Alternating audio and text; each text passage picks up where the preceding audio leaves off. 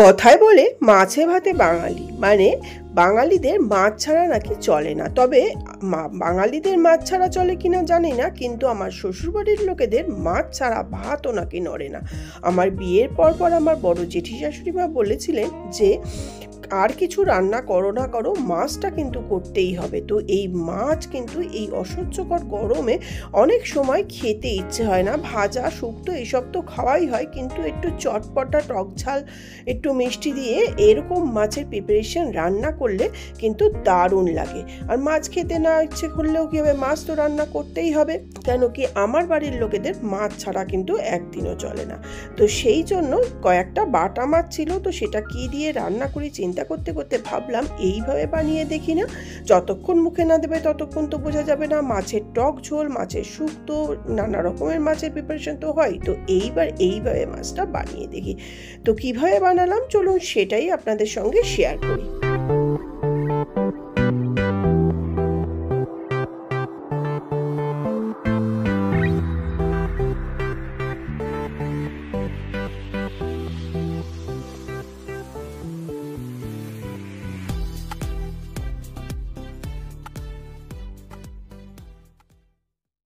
নমস্কার বন্ধুরা, রসি বসি বাঙালিয়ানাতে আমি সুজাতা সবাইকে জানাই সুস্বাগতম। আশা করি প্রত্যেকেই ভালো আছেন, আমিও ভালো আছি। আর আজকে যে রেসিপিটা নিয়ে এসেছি সেটা হলো কাঁচা আম দিয়ে বাটা মাছের টক ঝাল চটপটা রেসিপি। তো চলুন দেখতে থাকুন এই অসাধারণ টেস্টি ও ইউনিক রেসিপি। তো এর জন্য সামান্যই মশলা লাগছে। তো কি কি মশলা লাগছে সেটা তো আপনাদের সঙ্গে দেখিয়ে দিলাম, এইবার আমি বলেও দিচ্ছি কি কি মশলা এখানে নিয়েছি। 6 পিস বাটা মাছ একদম ফ্রেশ, নিয়েছি সর্ষের তেল, কাঁচা আম, 1 টেবিল চামচ চিনি, মশলার মধ্যে নিয়েছি 1/4 চামচ সাদা জিরে, তার থেকেও কম একটু ধনে, গোটা ধনে নিয়ে 1/4 চামচ করে কালো সর্ষে আর রাই সর্ষে বা হলুদ সর্ষে, 6-7টা কাঁচা লঙ্কা, 1 চামচ হলুদ গুঁড়ো, স্বাদ অনুযায়ী লবণ।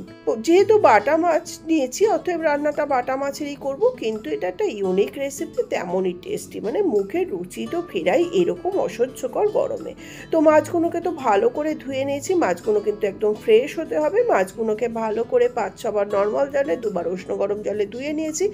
এবার মাছগুলোকে আমি একটু লবণ হলুদ মাখিয়ে 10 মিনিট রাখবো। এর মধ্যে আমি কাঁচা আমটাও কেটে নেবো। আর এই মশলাগুলো যে নিয়েছি এটা আমি শিলে পেস্ট করে নেব। তো চলুন, আর এই আমটা দেখুন ফ্রিজে ছিল, একে বার করেছি এই গরমে, সেও ঘামতে শুরু করে দিয়েছে আমাদের মতন অবস্থায়, এসির থেকে বার হলে যেরকম হয়।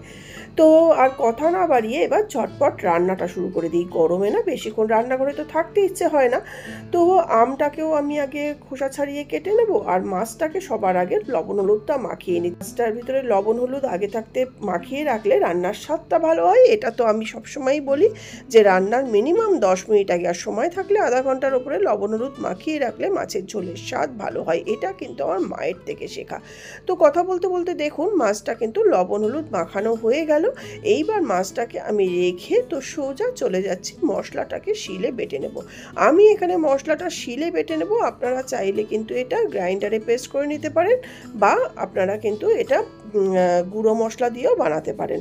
তো প্রথমে শিলপাটা নিয়ে শিলপাটাটাকে ভালো করে ধুয়ে নিলাম। যদিও শিলপাটা ধুয়ে বেশ পরিষ্কার জায়গাতেই থাকে, তবু আমি ঢাকা দেওয়া জায়গাতে, তবু আমি বাটার আগে কিন্তু আর একবার ভালো করে ধুয়ে নিই। এইবার আমি এক এক করে এখানে যে 1/4 চামচ সাদা জিরে, তার থেকেও একটু কম গোটা ধনে, তারপরে নিয়েছি 1/4 চামচ করে 2 রকমের সর্ষে, কাঁচা লঙ্কা। ঝালটা অবশ্যই আপনারা আপনাদের প্রয়োজন অনুযায়ী কম বেশি বুঝে দেবেন, আর সম্পূর্ণ রান্নাটাই কিন্তু আমি কাঁচা লঙ্কাতেই করি। এরপরে দিয়ে দিলাম 2 রকমের সর্ষে। সমস্ত কিছুকে দিয়ে এর মধ্যে আমি দিয়ে দেব সামান্য যে লবণ হলুদ ওখানে নেওয়া আছে সেখান থেকে সামান্য একটু হলুদ গুঁড়ো, আর দিয়ে দেব সামান্য একটু লবণ। সেটাও আমার মায়ের থেকে শেখা, কেন কি মা বলেন যে লবণ দিয়ে সর্ষে বাটলে তিতো হয় না, আর সর্ষে বাটার সময় নাকি কথাও বলতে নেই। যাই হোক, এইবার আমি জল দিয়ে দিয়ে অল্প অল্প করে সম্পূর্ণ মশলাটাকে খুব ভালো করে বেটে নেব। আর আমি এখানে আবারও বলছি আমি শিলপাটায় বেটে নিচ্ছি, আপনারা কিন্তু এটা গ্রাইন্ডারেও পেস্ট করে নিতে পারেন বা গুঁড়ো মশলা দিয়েও করতে পারেন। 2-3 বার বাটলেই কিন্তু মশলাটা খুব সুন্দর মিহি করে বাটা হয়ে যাবে। আর জল দিয়ে দিয়ে বাটতে হবে, শুকনো করেও কিন্তু বাটবেন না, শুকনো করে বাটলেও কিন্তু সর্ষে তিতো হয়ে যাওয়ার চান্স থাকে। আর কথাও কিন্তু বলতে নেই, কথা না বলে মুখ বন্ধ করে সর্ষে বাটলে নাকি সর্ষের ঝাঁজটা ভালো ওঠে, এইসব প্রচলিত কথা। যাই হোক, এই দেখুন আমি মশলাটা কথা বলতে বলতে এইভাবে বেটে নিচ্ছি। আর আমি তো আগেও দেখিয়েছি সুপুরি গাছের খোল বা খোসা দিয়ে এইভাবে ছোট ছোট করে কেটে আমি এটা দিয়ে মশলা টেনে নেই বা কাছিয়ে নেই, তাতে করে হাতটার ঝাল লাগে না, মানে লঙ্কার ঝালটা কিন্তু লাগে না। তো দেখুন কথা বলতে বলতে আবারও জল দিয়ে মশলাটাকে খুব সুন্দর করে 2-3 বার আমার বেটে নেওয়া হয়ে গেল। মশলাটাকে এইভাবে যত মসৃণ করে বাটা যাবে মাছটার রান্নাটা তত কিন্তু টেস্ট হবে আর খেতেও কিন্তু দারুণ হবে। যাই হোক, মশলাটা দেখুন আমি 2-3 বার পেস্ট করে নিলাম আর মশলাটা আমার সুন্দর একদম মিহি করে কিন্তু বেটে নেওয়া হয়ে গেল। আর আপনারা কেউ চাইলে এখানে লাল লঙ্কার গুঁড়ো বা শুকনো লঙ্কা দিতে পারেন, তবে আমি কিন্তু সম্পূর্ণ রান্নাটাই কিন্তু কাঁচা লঙ্কাতে করি, সেটাই আপনাদের সঙ্গে শেয়ার করলাম। আর এই গরমে না শুকনো লঙ্কা খাওয়ার থেকে আমার মনে হয় কাঁচা লঙ্কা দিয়ে রান্না করলে সেটা শরীরও ভালো থাকে। তো যাই হোক, আমি মশলাটাকে কিন্তু খুব সুন্দর করে শিলেই বেটে নিলাম। এইবার আমি মশলাটাকে একটা বাটির মধ্যে তুলে নেব আর শিলপাটায় সামান্য একটু জল দিয়ে সেই জলটা দিয়েও শিলপাটাটাকে ধুয়ে সেই জলটাও কিন্তু নিয়ে নেব। এইসব টুকটাক জিনিসগুলো না মায়ের থেকেই শেখা। এইবার আমি পুরো সম্পূর্ণ মশলাটা নিয়ে নিলাম। এইবার শিলপাটাটাকেও ভালো করে যেইটুকু জল নিয়েছি সেইটা একটু ভালো করে মশলাটাকে টেনে নিয়ে জলটাকেও নিয়ে নিলাম। এইবার মশলাটা আমার রেডি হয়ে গেল। তারপরে আমি একটা প্লেট নিয়ে নিলাম। এবার যে একটা আম নিয়েছি, আমি এখানে 6 পিস বাটা মাছ নিয়েছি, তার জন্য আমি একটা আম নিয়েছি। আপনাদের মাছের পরিমাণ যদি বেশি হয় আমের পরিমাণও বাড়িয়ে নেবেন। এখানে একটা আমেই কিন্তু যথেষ্ট। আর আমটা না একটু যত টক হবে আর একটু সেন্টেড আম হলে না সেটা এই রান্নাটার টেস্ট হয় বেশি। তো দেখুন আমটা খোসা ছাড়িয়ে নিচ্ছি খুব সুন্দর করে। আমের খোসাটাও কিন্তু বেশ ভালো করে ছাড়িয়ে নিতে হবে, একটুও সবুজ থাকলে কিন্তু চলবে না। তো এই গরমে কাঁচা আম যতদিন পাওয়া যায়, আমি জানি না গরমে আমার কাঁচা আম আর শীতকালে জলপাই এই দুটো জিনিস না আমার মোস্ট ফেভারিট। মানে আমের চাটনি তো আমি বাটি বাটি করে করে রাখি, তাছাড়া আমের টক, মানে আমের যে কোনো প্রিপারেশনই কিন্তু দারুণ। দেখুন আমার সমস্ত আমটা খোসা ছাড়িয়ে নেওয়া হয়ে গেল, এতটুকুও সবুজ নেই। আর একবার খোসা ছাড়ানোর পরে আমি আমটাকে একটু ধুয়ে নিলাম, আমটা যদিও ধোয়া ছিল।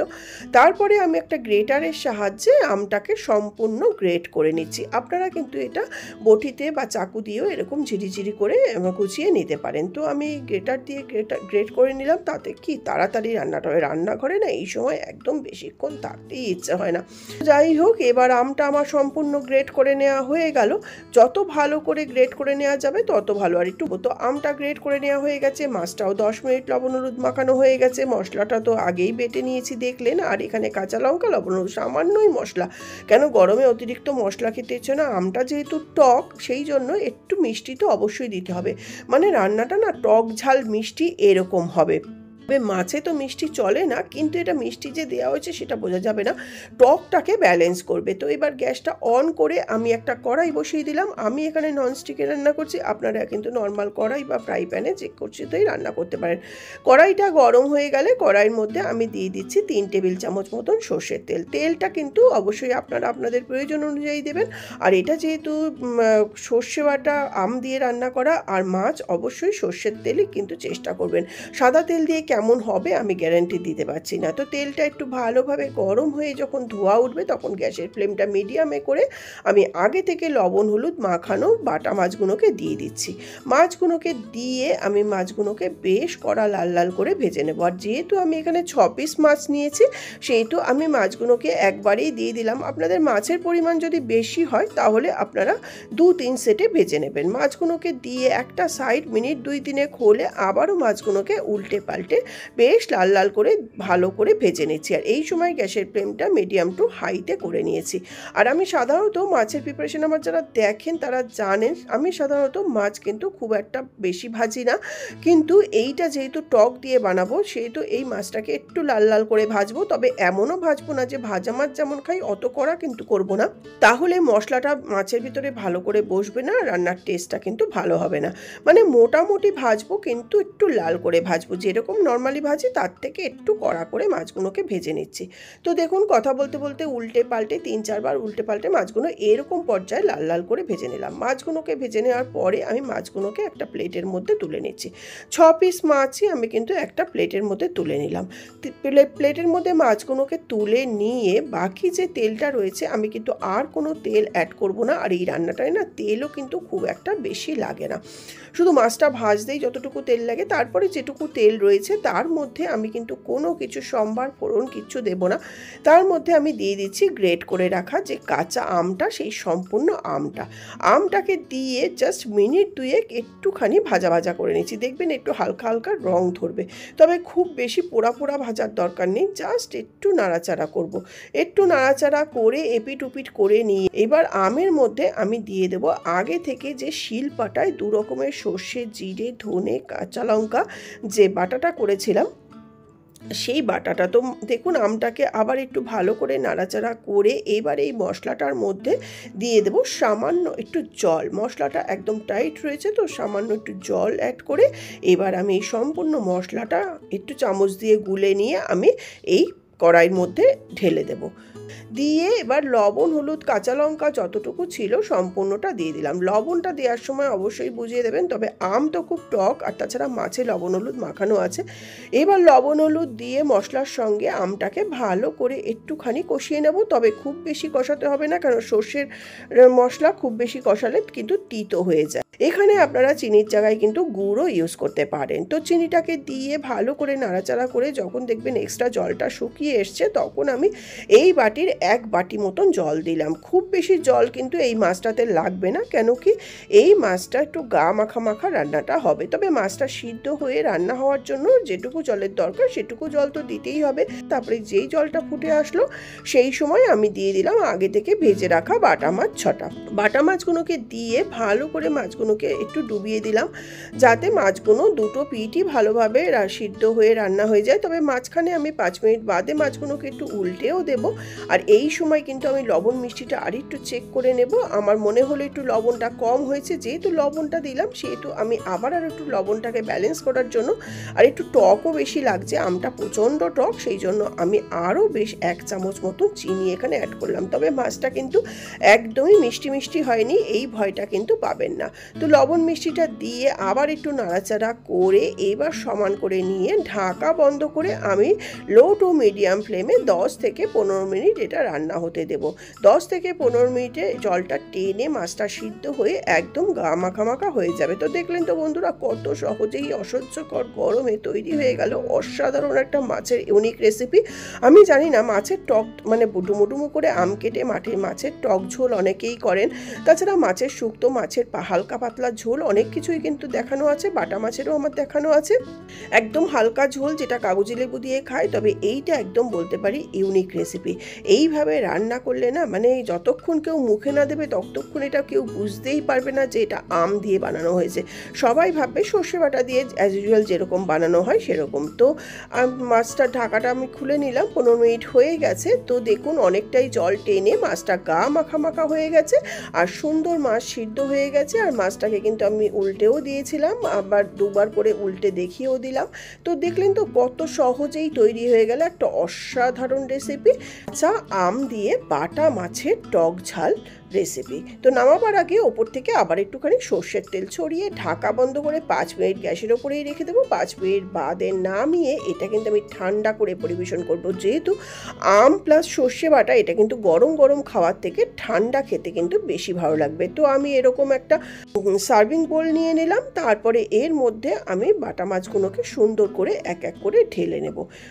সম্পূর্ণ বাটা মাছগুলোকে এর মধ্যে এক এক করে সাজিয়ে তারপরে আমি এর ওপরে আবার একটুখানি যে কাঁচা আম আমি গ্রেট করে রেখেছিলাম সেই আমও কিন্তু কিছুটা রেখে দিয়েছিলাম, সেই গ্রেট করা আমও কিন্তু কিছুটা ওপরে দেব। আর আপনারা চাইলে ঝাল যদি বেশি খেতে চান ওপরে কিন্তু কাঁচা লঙ্কা চিড়েও দিতে পারেন। তো দেখুন এই গ্রেট করে কাঁচা আমটা ওপরে দিলে না এটা দেখতেও যেমন সুন্দর লাগে, আর কাঁচা আমের একটা আলাদা ফ্লেভার আসে।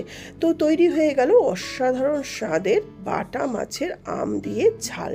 তো আশা করি কেউ যদি বানিয়ে থাকেন তারা তো জানেনই এটা কত অসাধারণ, আর কেউ যদি বানিয়ে না থাকেন অবশ্যই বলছি কাঁচা আম থাকতে থাকতে একবার প্লিজ এটা ট্রাই করে দেখুন। আর বানিয়ে খাওয়ার পরে বলুন যে কেমন হয়েছে এই রেসিপি। অনেকেই তো অনেক রকম রেসিপি বানায়, কিন্তু তাদের ভিডিও কত সুন্দর ভাইরাল হয়ে যায়। আমিও কিন্তু অনেক কষ্ট করে ভিডিও বানাচ্ছি, একা একাই ভিডিও বানাই, একা একাই এডিটিং করি। তো please subscribe my channel, like করে দেবেন, আর ভিডিওটা ভালো লাগলে অবশ্যই কমেন্টস করে জানাবেন। রান্নাটা যদি ভালো লাগে অবশ্যই কিন্তু আমাকে নোটিস করবেন। তো আজকের মতন ভিডিওটা এই পর্যন্তই। আবার আসবো নতুন কোনো ভিডিও নিয়ে, নতুন কোনো রেসিপি নিয়ে বা কোনো ঘোরার ভিডিও নিয়ে। ততক্ষণ আপনারা ভালো থাকবেন, আনন্দে থাকবেন, আর দেখতে থাকবেন আমার চ্যানেল রসে বসে বাঙালিয়ানা।